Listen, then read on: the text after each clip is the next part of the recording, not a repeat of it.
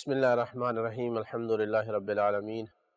وصلی اللہ علی سیدنا محمد وآلہ الطاہرین اللہم صلی علی محمد وآل محمد۔ اب تک ہمارے الحمدللہ 9 درس ہو چکے۔ آج کا جو 10واں درس ہے ہمارا وہ قرآن مجید کے حوالے سے جو ہماری بات چل رہی تھی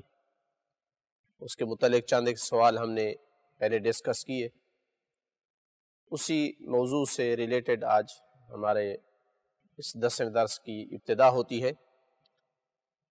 اس درس میں سب سے پہلا سوال جو ہم ذکر کر رہے ہیں وہ یہ ہے کہ ایک عام مسلمان ہونے کے ناطے سے، چونکہ قرآن کے حوالے سے بات ہو رہی تھی، ایک عام مسلمان ہونے کے ناطے سے قرآن مجید کے سلسلے سے ہماری کیا ذمہ داری بنتی ہے؟ بس یہ عقیدہ رکھ لینا کہ قرآن مجید اللہ کی کتاب ہے، بس اتنا کافی ہے، یا اس سے آگے بھی کچھ ہمارے ذمے ہے؟ اور یہ بہت ایک میں یعنی المیہ کی طرف جا رہا ہوں کہ کتنے لوگ ایسے ہیں جو اپنے آپ کو مسلمان کہتے ہیں، قرآن پہ ہمارا ایمان ہے، لیکن کبھی اپنی زندگی میں قرآن اٹھا کر اس میں غور کرنے کی کوشش نہیں کی کہ یہ قرآن جس پر میں اعتقاد رکھتا ہوں کہ یہ میرے لیے آیا ہے ہدایت کے لیے، اس میں لکھا ہوا کیا ہے۔ بہرحال ہم اس سوال کے جواب میں عرض کریں گے کہ پہلی بات تو یہ ہے کہ ہر مسلمان پر واجب ہے کہ یہ عقیدہ رکھے کہ یہ جو قرآن ہمارے سامنے ہے یہ اللہ کی کلام ہے اور برحق ہے اور ہماری ہدایت کے لیے آیا ہے۔ اس عقیدے کے ساتھ ساتھ یہ بھی عقیدہ رکھے کہ اس میں کوئی ایک آیت بھی ایسی نہیں کہ جو اللہ تعالیٰ کی طرف سے نہ ہو، کیونکہ ایک آیت کا انکار کرنا پورے قرآن کے انکار کرنے کے مترادف ہے، اور قرآن کا انکار یعنی اللہ تعالیٰ کا انکار ہے، یعنی نبی پاک کا انکار ہے۔ بندہ جو ہے وہ اس طرح کرنے سے مسلمان ہونے سے خارج ہو جاتا ہے۔ اس عقیدے کے بعد جب عقیدہ رکھ لیا ہے کہ یہ ہدایت کی کتاب ہے تو پھر حق بنتا ہے کہ اس پیغام کو غور سے پڑھے، اللہ تعالیٰ کے اس انسان کی طرف آئے ہوئے اس کلام کو سمجھنے کی کوشش کرتا رہے ساری زندگی، چونکہ یہی قرآن کو اہمیت دینا ہے۔ یعنی جو بندہ نہیں پڑھتا، سمجھنے کی کوشش نہیں کرتا، غور و فکر نہیں کرتا، تو اس کا مطلب ہے کہ وہ قرآن مجید کو اہمیت نہیں دے رہا ہے، سمجھنے کی کوشش نہیں کر رہا ہے۔ اگر ایسا ہوا تو پھر خوف ہے کہ کہیں ان لوگوں میں سے قرار نہ پائے قیامت کے دن کہ جن کے بارے میں یہ آیت اتری، وَقَالَ الرَّسُولُ يَا رَبِّ إِنَّ قَوْمِ اتَّخَذُوا هَذَا الْقُرْآنَ مَهْجُورًا، کہ رسول اللہ کہیں گے اے میرے رب میری قوم نے اس قرآن کو ترک کر دیا تھا۔ تو اس وقت کیا ہوگا جب انسان پر یہ بات فٹ آ رہی ہو کہ یہ بھی ان لوگوں میں سے ہے جنہوں نے قرآن کو پشت پھیر دی تھی۔ لہٰذا رسول اکرم صلی اللہ علیہ وآلہ وسلم نے اس پر کئی بار تنبیہ فرمائی کہ قرآن کو اہمیت دینی ہے، قرآن کو پڑھنا ہے، اس میں غور و فکر کرنی ہے، یہاں تک کہ اپنی زندگی کے آخری لمحات میں کہ جب انسان انتہائی ضروری پیغام دینا چاہتا ہے تو اپنی امت کو کیا پیغام دیا؟ اس وقت بھی اپنی امت کو یہی پیغام دیا کہ انی تارکٌ فیکم الثقلین کتاب اللہ و اطرتی اہل بیتی، لوگوں میں تمہارے درمیان 2 گراں قدر چیزیں چھوڑ کے جا رہا ہوں، قرآن مجید اور میری اہل بیت۔ جب تک ان سے متمسک رہو گے گمراہ نہیں ہوگے، یہاں تک کہ میرے پاس حوض کوثر تک پہنچ جاؤ گے۔ تو متمسک رہنے کا مطلب یہ نہیں ہے کہ ہم قرآن کو اٹھا لیں، چوم لیں، احترام کر لیں کافی ہے، نہیں۔ متمسک رہنا یعنی قرآن کو پڑھنا، غور و فکر کرنا، اس کے مطابق عمل کرنا، قرآن کو اپنے امام اور اپنا لیڈر اور قید قرار دینا، ادھر سے امام معصوم کو اپنا لیڈر اور دوسری طرف سے قرآن کو، چونکہ دونوں ایک ہی پیغام دینے والی ہستیاں ہیں، دونوں ایک ہی طرف لے کے جانے والی ہے۔ تو آج کل تو قرآن مجید کو سمجھنا انتہائی آسان ہو چکا ہے، ہر زبان میں اس کا ترجمہ اور تفسیریں آ چکی ہیں، اس کی فائلیں تیار ہو چکی ہیں سافٹ ویئر کی شکل میں، جو ہر آدمی موبائل میں اس کو ڈاؤن لوڈ کر سکتا ہے، لیپ ٹاپ میں کر سکتا ہے، مطالعہ کر سکتا ہے، اور قرآن اس کی کئی جگہ پہ اپنے اندر دعوت دے رہا ہے ہر اپنے اوپر ایمان لانے والے کو افلا یتدبرون القرآن ام علی قلوب اقفالھا، کیا یہ لوگ قرآن میں غور و فکر نہیں کرتے ہیں یا ان کے دلوں پر تالے پڑ چکے ہیں؟ دلوں پر تالے پڑ جانا یعنی دل مردہ ہو جانا، دل سے نور ختم ہو جانا،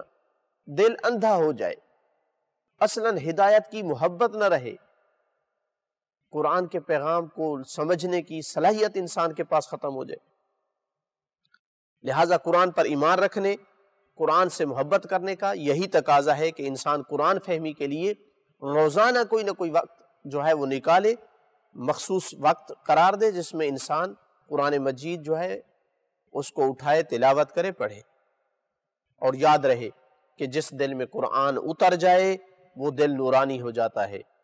وہ دل پاک اور صاف ہو جاتا ہے، وہ قرآن ان کا دنیا میں بھی رہنما ہوتا ہے، قبر میں بھی قرآن ان کے لیے اجالا کرتا ہے، قیامت کے دن بھی قرآن ان کے لیے شفیع محشر یوم القیامہ ہوگا۔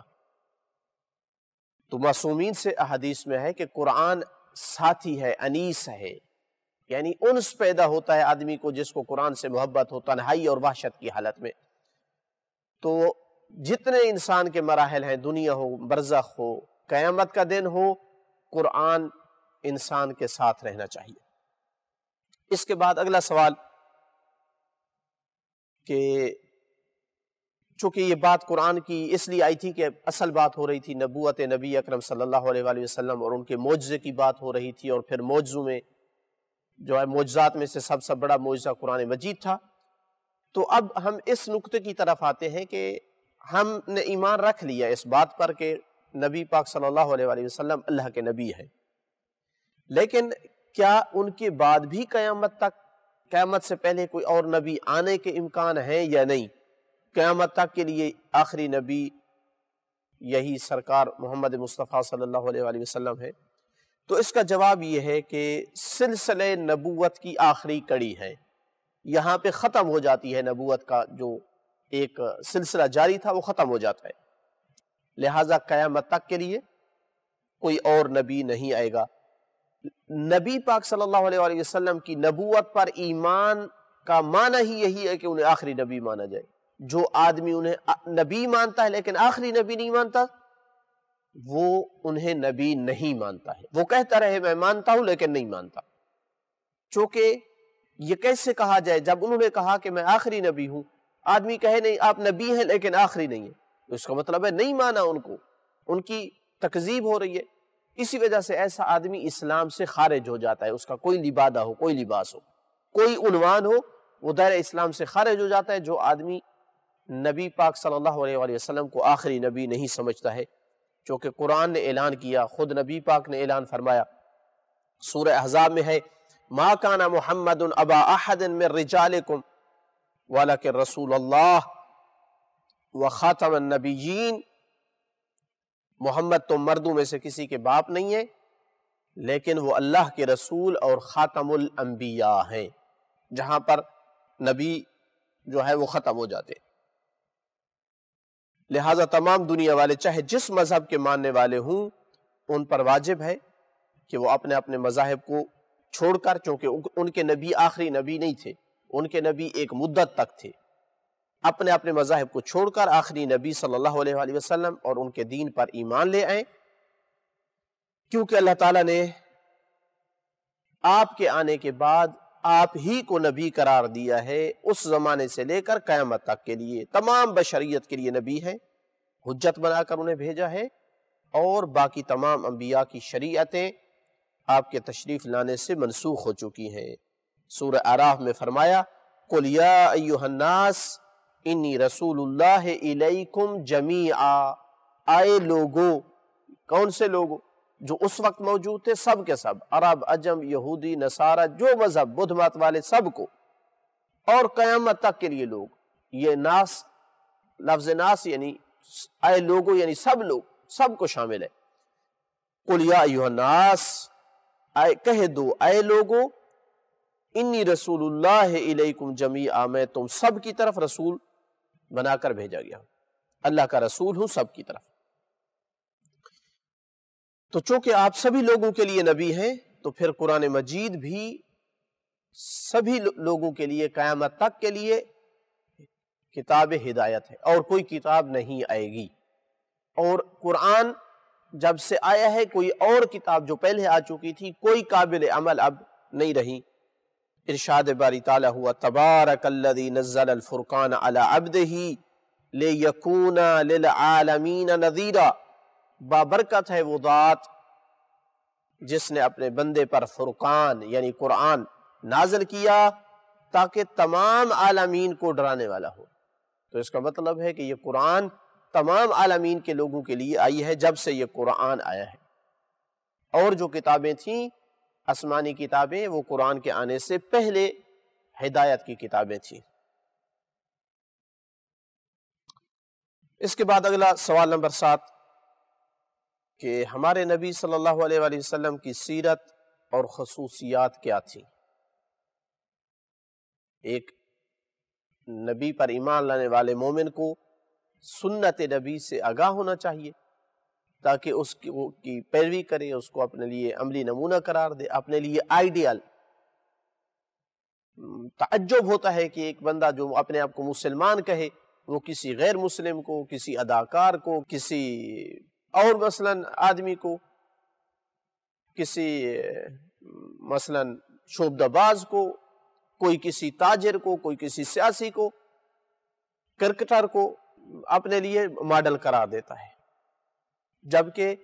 مسلمان ہونے اور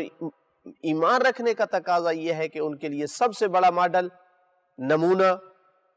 رسول اکرم صلی اللہ علیہ وسلم کی ہستی ہے، کہ جن کے بارے میں قرآن نے کہا ہے کہ یہ تمہارے لیے میں نے اسوہ حسنہ قرار دیا ہے۔ تو لہٰذا ان کی سیرت کو پڑھے، تفصیل سے ان کی زندگی، ان کا طریقہ کار، ان کا عمل وہ سیرت کی تاریخ کی کتابوں میں ہے۔ چند ایک نکات یہاں ہم ذکر کرتے ہیں۔ بہت سارے کمالات کے مالک تھے ہمارے نبی، بہت ساری خصوصیات کے مالک تھے، چاہے پہلے کے لوگ گزر چکے ہیں یا آتے رہیں گے، ان جیسا انسان کائنات نہیں دیکھے گی۔ تمام کمالات میں پوری بشریت سے افضل ہیں میرے نبی۔ ان کی خصوصیات میں سے چند ایک یہ ہیں، بچپن سے موحد تھے، دنیا میں آتے ہی انہوں نے توحید کا دم بھرا ہے، غیر اللہ کے سامنے نہیں جھکے، بچپن ہی سے تھوڑی سی غذا پہ اکتفا کیا کرتے تھے، کبھی پیٹ بھر کر سیر ہو کر کھانا نہیں کھایا،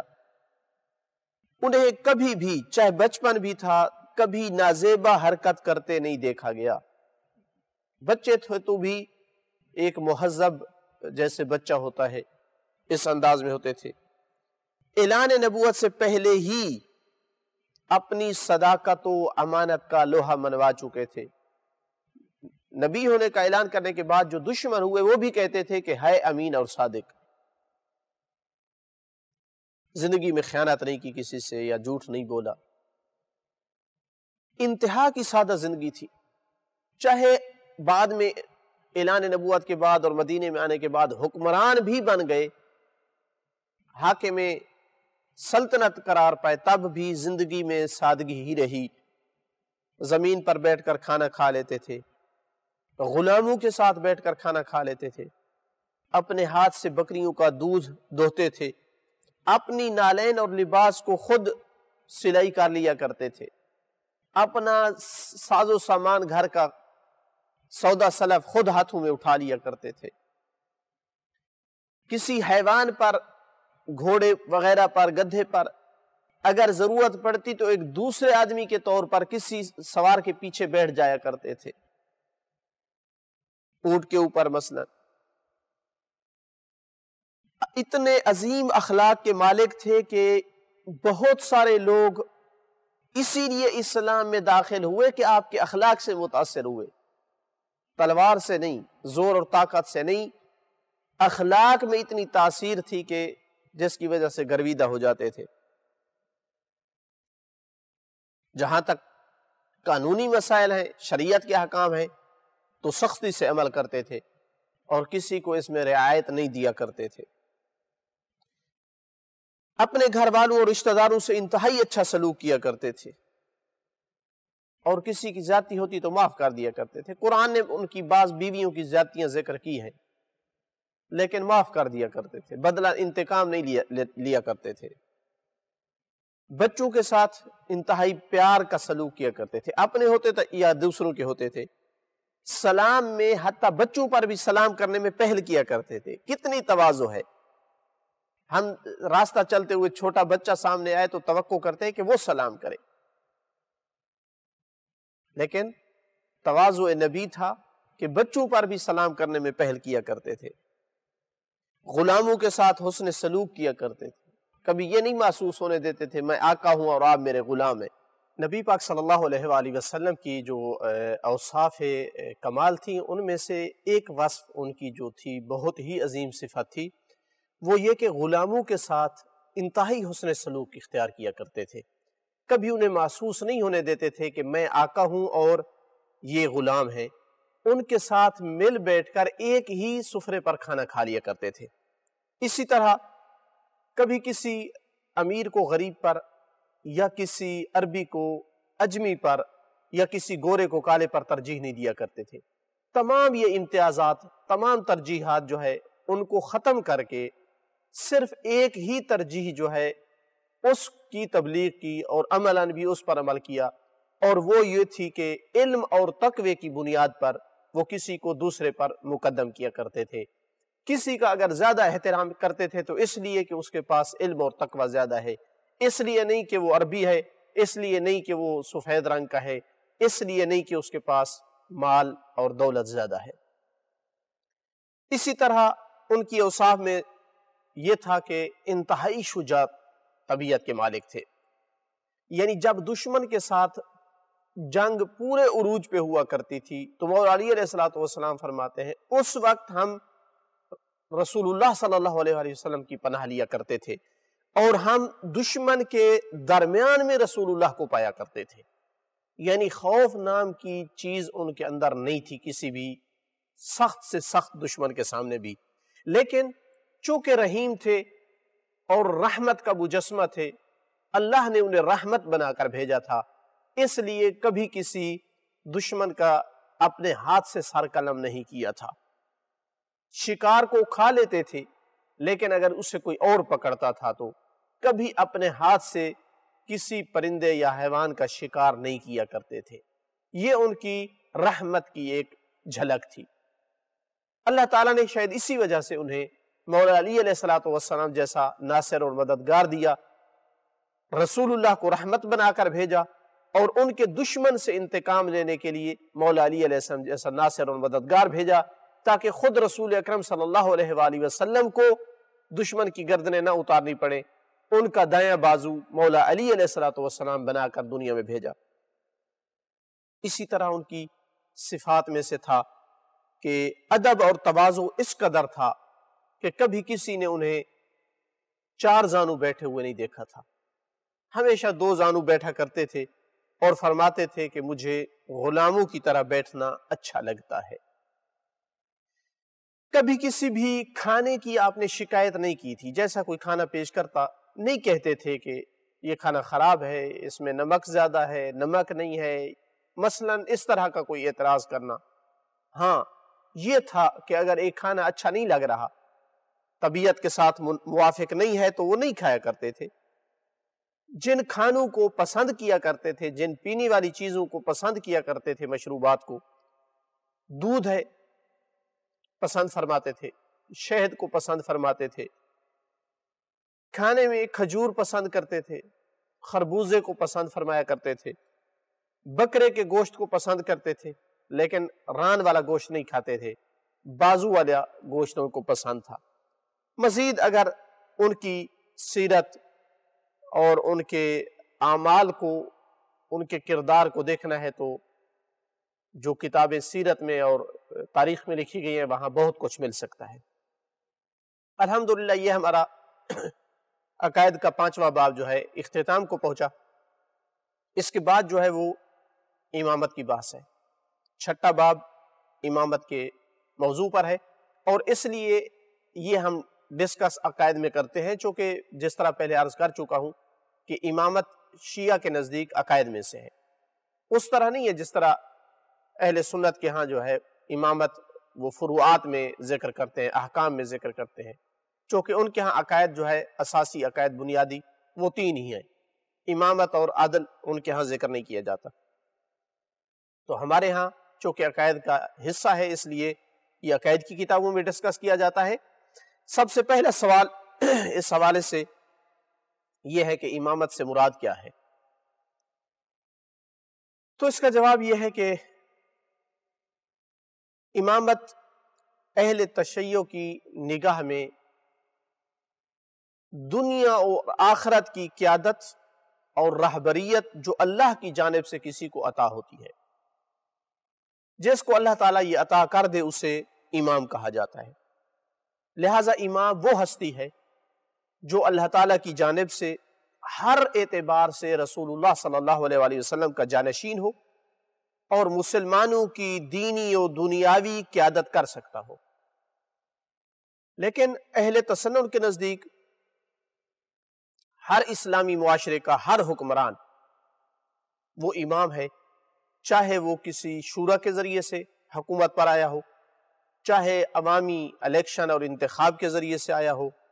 چاہے اپنی طاقت اور قوت کے بل بوتے پر جیسے ایک ڈکٹیٹر ہوتا ہے اس طرح سے آیا ہو۔ تو ہر حکمران ان کے ہاں امام ہے، لیکن ہمارے ہاں امام الہی نمائندہ، الہی انتخاب شدہ نمائندہ ہے، اللہ جسے چن لیتا ہے۔ اور یہی سب سے بڑا ہمارا اختلافی پوائنٹ ہے دوسرے مذاہب کے ساتھ کہ کیا امام بھی نبی کے بعد اسی طرح سے چنا ہوا ہے، اللہ تعالیٰ کا نمائندہ ہے، اللہ نے اسے راہبر اور لیڈر بنایا ہے جیسے نبی کا انتخاب ہوتا ہے؟ تو ہم اس کے قائل ہیں، جبکہ دوسرے مذاہب اس کے قائل نہیں ہیں۔ قطعاً ہم یہ نہیں کہنا چاہتے کہ امام جو ہے وہ نبی ہوتا ہے، نہیں، امام امام ہی ہوتا ہے لیکن چناؤ اس کا نبی کی طرح ہوتا ہے۔ دوسرا سوال اس کے بعد یہ آتا ہے کہ اصلاً امام کا ہونا کیوں ضروری ہے؟ ہم عقیدہ رکھتے ہیں کہ امام کا ہونا ضروری ہے، لیکن اس پر دلیل کیا ہے؟ اگر آپ سے کوئی پوچھ لے کہ آپ لوگ قائل ہیں کہ نبی کے بعد ائمہ ہیں، تو کیا یہ ضروری تھا ان کا ہونا؟ مطلق امامت میں جو دلیلیں ہم ذکر کرتے ہیں، چونکہ یہ 2 علیحدہ علیحدہ بحثیں ہیں، ابھی ہم مطلق ایک امام ہونے کی ضرورت کے بحث کر رہے ہیں، بعد میں آئے گا کہ بالخصوص ہمارے پاس جو جن ائمہ کے ہم قائل ہیں اس امام کے امام ہونے پر کیا دلیل ہے۔ تو ایک امام ہونے پر جو دلیلیں ذکر کی جا سکتی ہیں ان میں سے چند ایک یہاں عرض کریں گے۔ سب سے پہلی دلیل کہ امام کی ضرورت پر وہی دلیل بن سکتی ہے جو ایک نبی کی ضرورت پر دلیل ہے۔ جو دلیل ثابت کرتی ہے کہ نبی کا ہونا ضروری ہے وہی دلیل ثابت کرتی ہے کہ ایک امام کا ہونا بھی ضروری ہے۔ اس کی وجہ کیا ہے کہ جب نبی پیغام دین و شریعت پہنچا کر اس دنیا سے چلا جائے تو اس کے بعد آنے والے لوگوں کے لیے اگر کسی بھی اور نبی نے نہیں آنا، سب لوگوں نے اسی دین پر عمل کرنا ہے، تو پھر ضروری ہے کہ کوئی ایسی شخصیت موجود ہو جو اس دین کو اول سے آخر تک سمجھتی ہو، اس دین کو معاشرے پر لاگو کر سکے، اس دین کے احکام کو صحیح معنوں میں جو نئے نئے مسلمان ہوتے رہیں گے ان تک اس دین کو پہنچا سکے۔ تو اصل نبی کی ضرورت کس لیے تھی؟ تاکہ وہ دین لے آئے۔ ایسا نہیں ہو سکتا کہ اللہ لوگوں کو اپنے حال پہ چھوڑ دے، جس طرح ہم نے نبوت میں ذکر کیا تھا۔ ضروری ہے کہ ایک دین اور قانون اللہ تعالیٰ بنائے اور ایک ایسی شخصیت کو بھیجے نبی بنا کر کے جو اس کو اسی طرح پہنچائے جس طرح اللہ نے بھیجا ہے، اور ساتھ عمل کر کے نمونہ بن کر دکھائے۔ یہی دلیل کہتی ہے کہ نبی کے جانے کے بعد بھی کوئی شخصیت ہو جو اس دین کو سنبھالے، یا تو یہ ہے کہ یہ دین اسی نبی کے زمانے تک ہو، پھر امام کی ضرورت نہیں ہے۔ لیکن اگر اس دین نے باقی رہنا ہے، کسی اور نبی نے نہیں آنا ہے،